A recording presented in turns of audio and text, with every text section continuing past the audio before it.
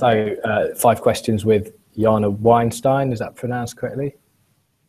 Great stuff. Yeah. Okay, thank you very much. So we'll start off, Yana, with what is your job role currently? The name of my position is Assistant Professor of Psychology. In the UK, this will be called the lecturer. Okay, and what got you into this position? What's your teaching background? So I've been teaching university students for about 10 years. I started out as what's called a demonstrator in the UK. So it was actually kind of a misnomer because you don't actually demonstrate anything. I was very surprised on the first day that I was never going to be demonstrating. It's just lots and lots of grading, marking.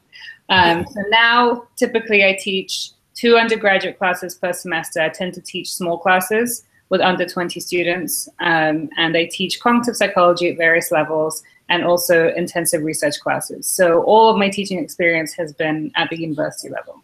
Okay, fantastic. And so with regards to your teaching, who's been the biggest influence on your current practice and why?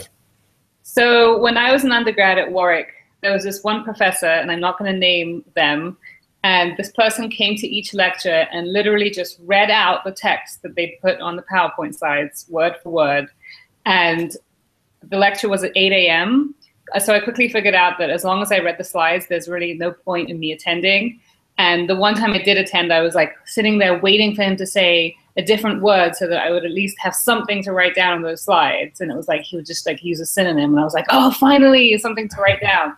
So I guess this left a really strong enough mark that now I was sure that I never wanted to teach anything like that. So I kind of have that in the back of my mind of like, I don't want students to realize that they never have to come to class. I want there to be something there for them.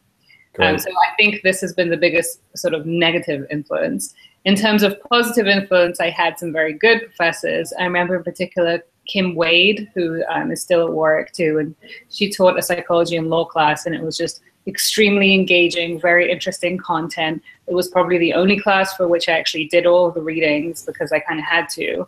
So she was the flip side, the positive influence. Great stuff. Thank you.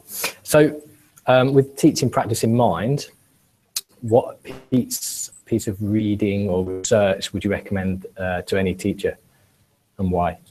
So there's a few articles that have kind of made it around this particular one that I'm recommending. I've seen less. So, and I think it's very nicely done. It's called What Works, What Doesn't, and it's by a group headed by John Dunlosky. And it was published in the Scientific American Mind, it looks like.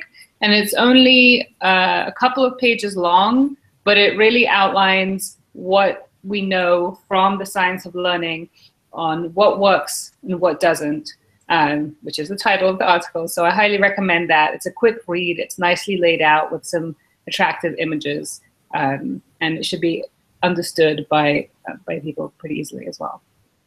Agreed, a great piece that is.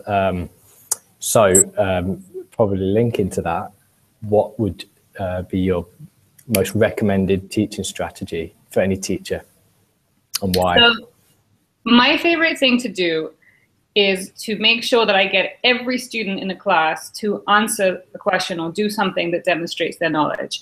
And so I know that, very typically what teachers will do is they'll call on the class, but then all that means is that a couple of people raise their hands. You could even cold call, but then you're still having just one student at a time answer. But what I like to do is say, okay, we'll stop class and say, now everybody, for example, in my class, I'll say, draw the predicted data from the study.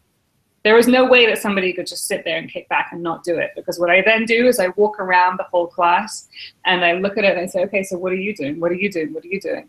So in that moment, every single person has to be trying to answer that particular question. It doesn't have to be a factual question, doesn't have to be, remembering a piece of information. It could be creating something, but it needs to be them demonstrating that they've understood what I've just been saying. So if I find a student who says, well, wait, what were you saying? I know that they weren't paying attention, and they know that next time they're going to need to pay attention. So no one can get away with zoning out or coasting when you do this. So that's what I would recommend.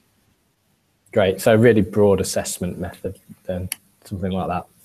An assessment method that makes sure everybody is engaged in the assessment task, not just the people who are either being called on or volunteering to contribute at that time.